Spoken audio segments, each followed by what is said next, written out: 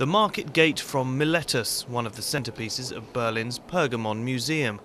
And after 3 years of restoration, this marble edifice, taken from the ancient Greek city of Miletus in modern-day Turkey, is once again on view to the public.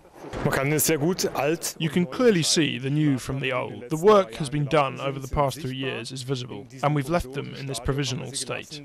The gateway was excavated around 100 years ago, before being brought to the German capital, and at 17 metres tall and 29 wide, this is the largest building to have been entirely rebuilt inside a museum.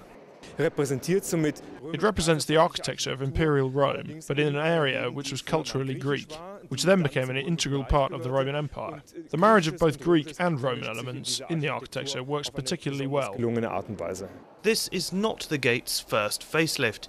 Damaged in a bombing raid during the Second World War, some missing masonry was filled with concrete. The structure's new marble implants still need some refinement, but not for another 15 years, when the wing in which it is housed will also be rebuilt.